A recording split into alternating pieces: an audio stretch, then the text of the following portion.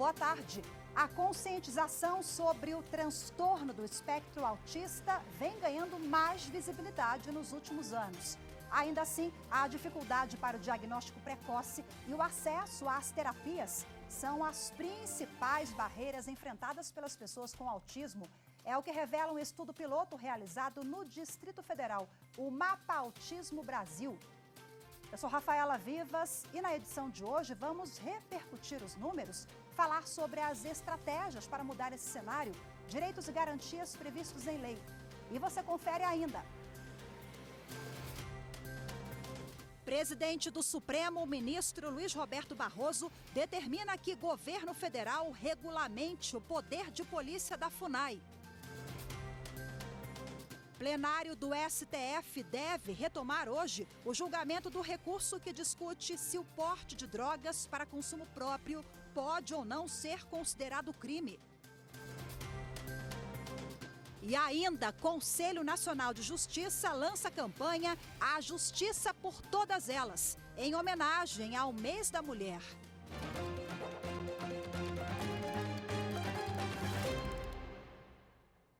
O presidente do Supremo Tribunal Federal, ministro Luiz Roberto Barroso, determinou que o governo federal regulamente o poder de polícia da FUNAI, a Fundação Nacional dos Povos Indígenas.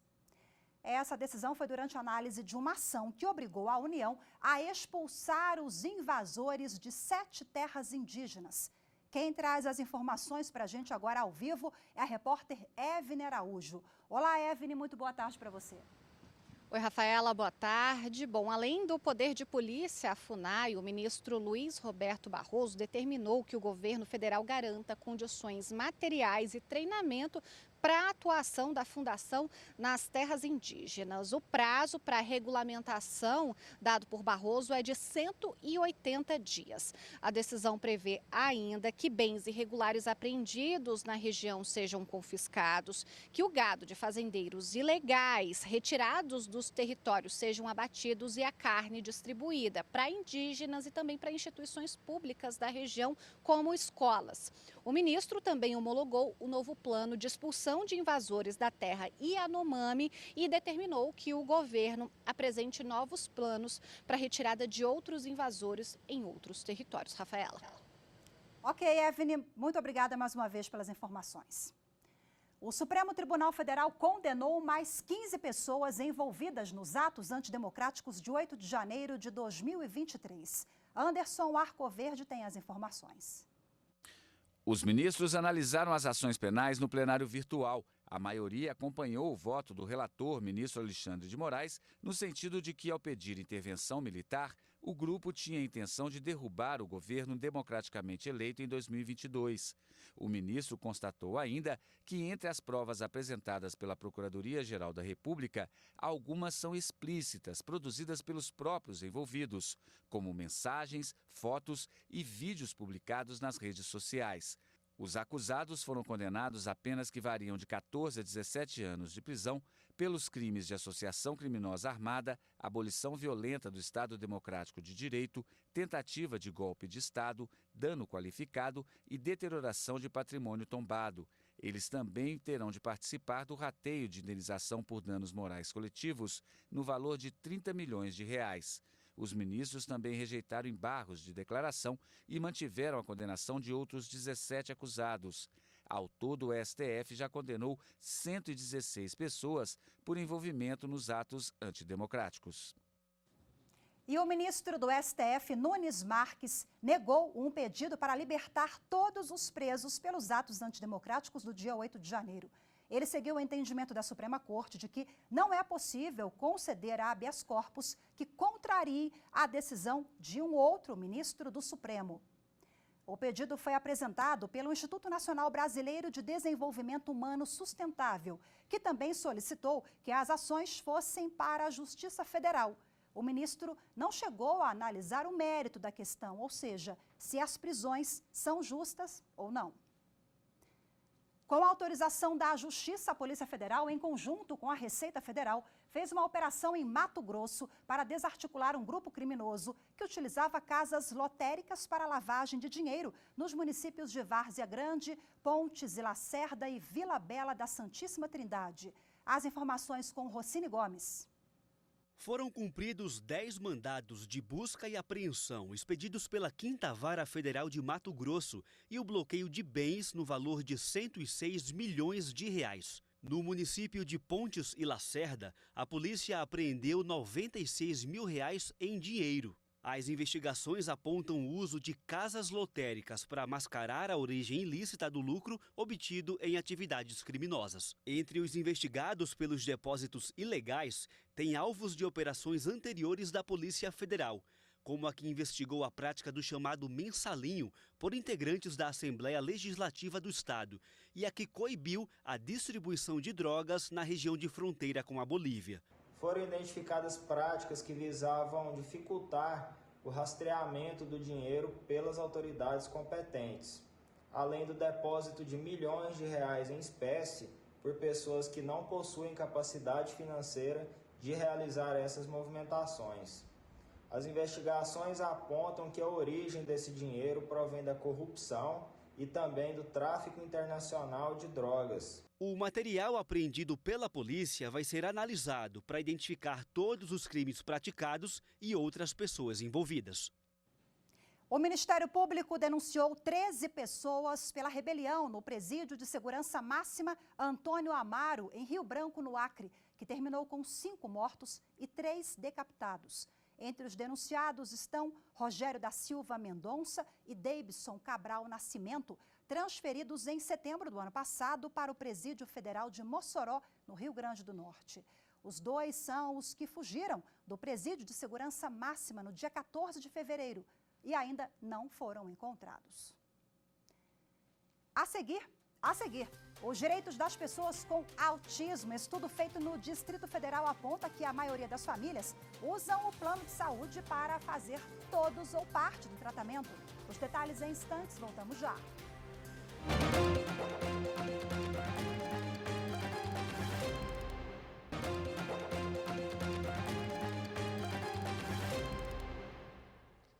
O diagnóstico precoce e tratamentos adequados podem fazer a diferença na qualidade de vida das pessoas que têm autismo. No Distrito Federal, um levantamento inédito tenta traçar a realidade dos autistas, os desafios e as dificuldades no acesso a terapias e atendimentos.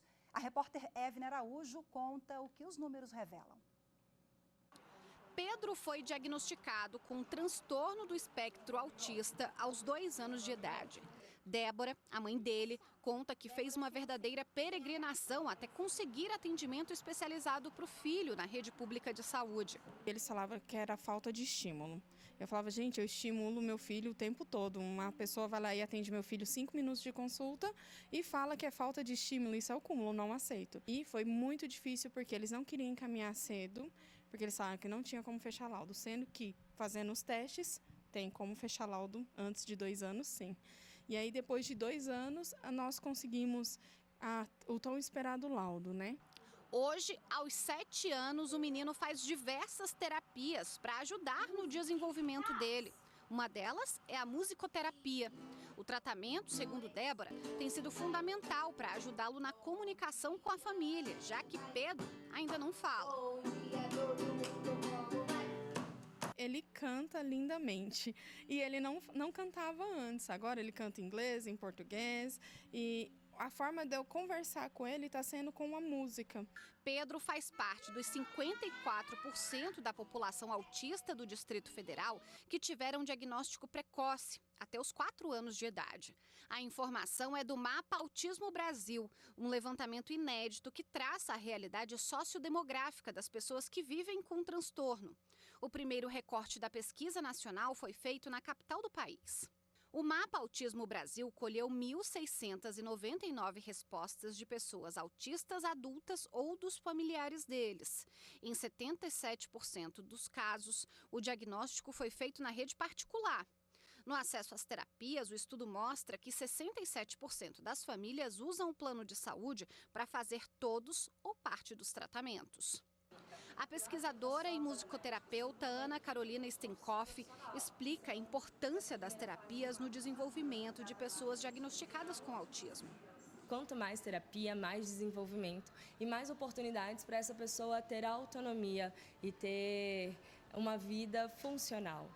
Para Ana Carolina, o Mapa Autismo Brasil vai ajudar na elaboração de políticas públicas para aumentar o acesso ao tratamento, ao diagnóstico e promover melhorias na qualidade de vida dos pacientes. Como vamos aumentar a capacidade de atendimento? Quais são os dados que nós temos para embasar esse aumento ou pensar em soluções diferentes?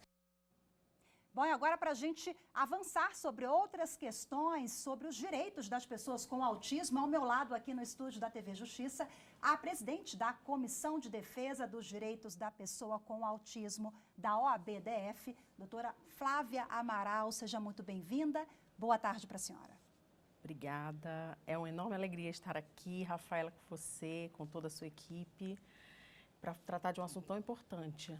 E falar sobre essa ferramenta importantíssima para a execução de políticas públicas e para o acesso a tratamento, que hoje é o maior gargalo na avaliação da senhora. Mas antes vamos falar da importância dessa pesquisa do Mapa Autismo Brasil. Sim, a questão do Mapa Autismo Brasil é interessantíssima no sentido de que ela traz já dados concretos de uma pesquisa que, a meu ver, dá um impulso para que o GDF possa trabalhar. Então, ela vem trazendo dados científicos dessas famílias, de quantas famílias são, quem são essas famílias, que situação que elas vivem, e isso o GDF deveria estar fazendo. Então, é uma amostra, a meu ver, é uma amostra interessantíssima para que o GDF passe a fazer isso através das CIPTEIAs, das carteiras, né, de identificação do autista, que são emitidas pela Secretaria da Pessoa com Deficiência. Então, é bem importante que o GDF tenha esse olhar também para que esses dados sejam colhidos dentro do GDF. Quer dizer, GDF é o governo do Distrito Federal que, a partir desses dados, vai fomentar políticas públicas e novas estratégias para a inclusão, né? Doutora, isso que nós vimos aqui no governo do DF, do Distrito Federal, isso se repete em várias regiões do país. A dificuldade de acesso e diagnóstico precoce são esses os principais gargalos na sua avaliação? São, sim.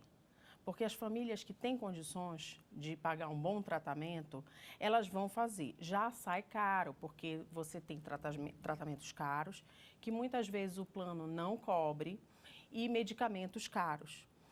Isso já sai uma despesa enorme para uma família. Agora, você imagina uma família vulnerável, uma família que não tem condições nem de acompanhar, porque a mãe está trabalhando, o pai também, e ainda ter que procurar uma terapia não existente. E olha que já temos avanços na lei, né? Inúmeros avanços, que lá estão elencados tratamentos e acesso. Quais os principais avanços na sua avaliação?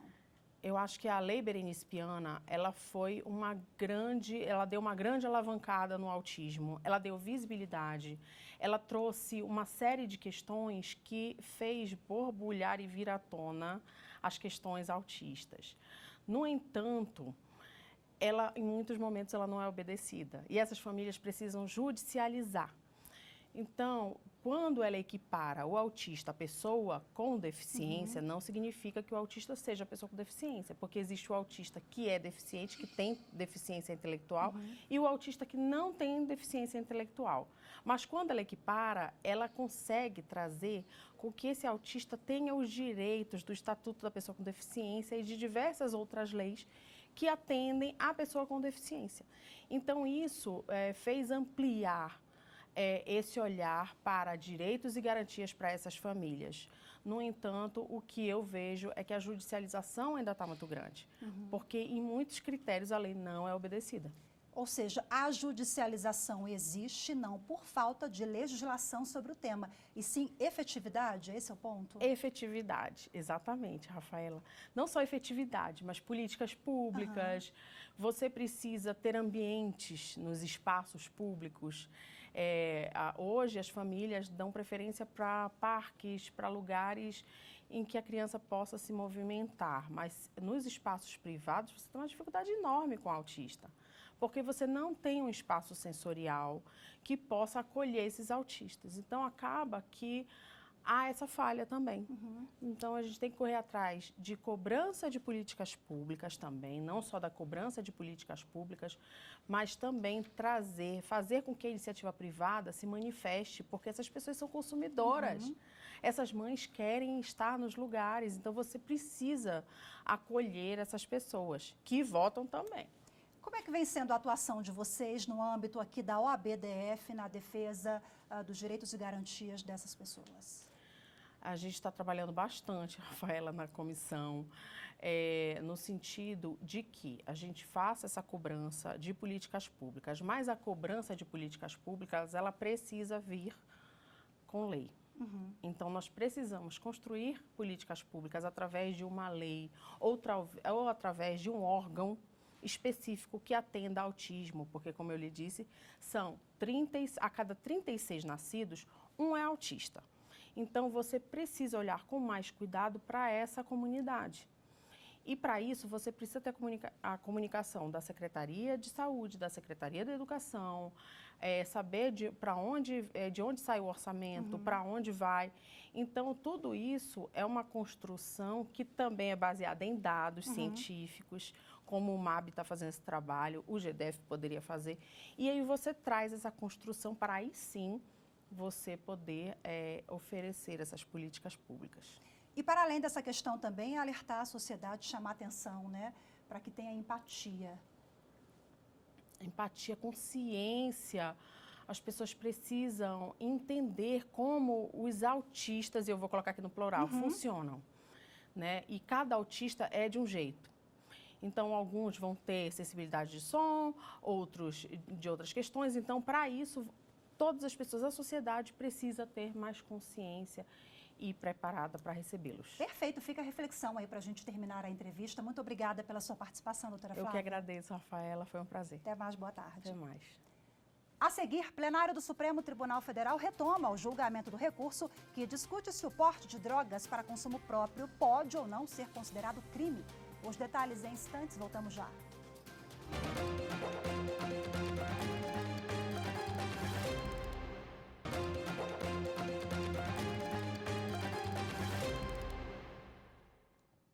O plenário do Supremo Tribunal Federal deve retomar hoje o julgamento do recurso sobre porte de drogas para consumo próprio, com o voto do ministro André Mendonça, que em agosto do ano passado pediu mais tempo para analisar o processo. Até o momento, 5 ministros consideraram ser inconstitucional enquadrar como crime o porte de maconha para uso pessoal. Bom, durante os debates, a maioria dos ministros aceitou a proposta feita pelo ministro Barroso para fixar um critério objetivo sobre a quantidade de droga que deve distinguir o tráfico do porte. O assunto é polêmico e tem mexido com a bancada religiosa da Câmara dos Deputados. Vamos agora falar sobre esse tema ao vivo com a repórter Carolina Chaves, que já está conosco e agora traz outras informações. Carol, muito boa tarde para você. Olá, Rafaela, boa tarde para você, boa tarde a todos. Olha, como esse recurso está pautado para hoje, a bancada religiosa procurou ontem o presidente do Supremo Tribunal Federal, ministro Luiz Roberto Barroso, para pedir a retirada do processo da pauta de julgamentos. O ministro Barroso disse que não vai retirar e explicou que o tribunal não vai decidir sobre a legalização, a liberação das drogas, mas sim sobre os parâmetros para dizer o que é caracterizado como tráfico ou porte para consumo pessoal. Segundo o ministro, a lei que está em vigor, ela não prevê a pena de prisão para quem consome. E o principal problema é justamente a falta de critérios objetivos para diferenciar o traficante do usuário. O ministro Barroso ainda lembrou que foi o próprio Congresso Nacional que aprovou a lei e derrubou a pena de prisão para porte de drogas. Lembrando que a sessão está marcada para daqui a pouco, às 2 horas. Rafaela. Ok, Carol, muito obrigada mais uma vez pelas informações. Nessa terça-feira, os ministros do Tribunal Superior Eleitoral reconheceram que o MDB cometeu fraude à cota de gênero nas eleições de 2020. A decisão foi no processo que trata da eleição para vereadores em Muriaé, Minas Gerais. Com isso, os votos recebidos pelo MDB foram anulados. O demonstrativo de irregularidade de atos partidários foi cassado, bem como os diplomas e registros a ele vinculados. O TSE também determinou o recálculo dos quocientes eleitoral e partidário. Busca por direitos, cidadania e autoestima. Esses foram os principais motivos que levaram cerca de 150 mulheres em situação de rua a participarem da Rua de Direitos, no Centro Integrado de Atendimento à Mulher. O evento foi realizado em parceria com o TRF6 e vários órgãos públicos de Minas Gerais. Vera Carpes acompanhou e conta pra gente agora como foi. A movimentação começou cedo no CIAN. As mulheres trans eram as mais animadas para escolher roupas nas araras solidárias e aproveitar o espaço de beleza oferecido pelo evento, como escova, corte de cabelo e maquiagem. O TRF6 ofereceu atendimento jurídico e distribuiu kits de higiene, chinelos e camisetas. Estou muito feliz por esse momento.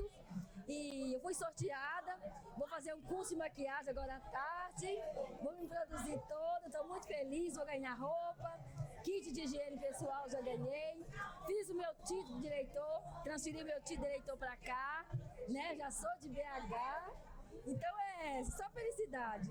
Uma ajuda incrível mesmo, já recebi ajuda, doações, lanches, tá tudo nota 1000, nota 1000. A desembargadora federal Luciana Pinheiro Costa, presidente da Comissão de Assistência e Atendimento às Pessoas em Situação de Rua do TRF6, destacou a importância deste movimento solidário. Vamos comemorar o Dia da Mulher, dando a mão e levando generosidade, levando compaixão, levando solidariedade, levando amizade para as mulheres que têm pontos de vulnerabilidade, além da vulnerabilidade geral que vem desse fardo de ser mulher, vem de ser mulher de rua, de ser mulher negra, de ser mulher trans, e aqui isso fica tão latente que fica a flor da pele da gente. A ação ofereceu atendimento psicológico, emissão de documentos,